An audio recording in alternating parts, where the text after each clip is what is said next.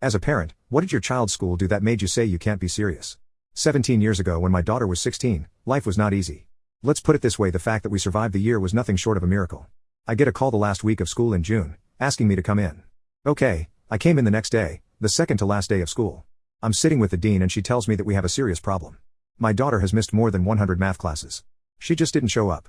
I blinked for a moment and said, let's get this straight. My daughter missed over 100 math classes and you only got around to telling me this now, when tomorrow is the last day of school. The dean stammered for a moment and I said, so, let's rephrase this. You brought me down here to cover your butt before school is over because no one called me about this before. Not the teacher, not the attendance department, not you, not the assistant principal. No one. My daughter was missing every day and no one said a word. I didn't get a call or a letter home. Now let's bring my daughter in. My daughter came in and sat next to me. I asked, I just found out you have over 100 cuts in your math class.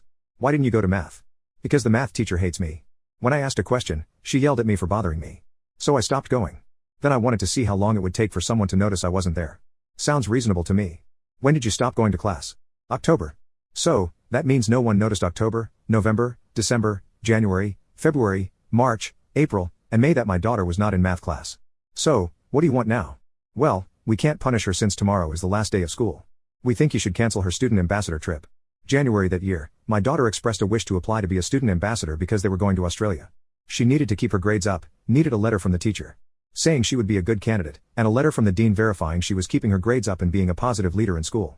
She got her letters in January, and I finished paying for the trip in May. I'm not canceling the student ambassador trip. I just finished paying for it and it's not refundable. But it only proves the point more that you didn't open a single file because you wrote the letter, approving my daughter and praising her. That was January. If you were doing your job right, you wouldn't have written that letter. I'll call them and take the letter back. The trip is next week. They aren't going to give me the money back. So unless she gets arrested, she's going. You didn't do your job right now twice.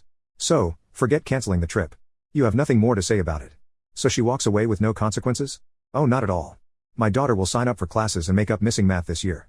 Both of them dropped their jaws. I knew there were high schools that offered night school and weekend classes. My daughter tried to protest but she saw my eyes and stopped. You skip the classes now, you will make them up. I wasn't finished with the dean. Coming September, I will make random calls and visits to the school to make sure my daughter is where she's supposed to be and everyone knows it too. You aren't really going to do that, right? My daughter said. There isn't a need for that, the dean said. I am dead serious. My trust levels are 0 right now. I am going to make sure things are being done right even if I have to come here every day. I'm an educator too. When a student in my building is missing, we mobilize our SAVE team to start a search.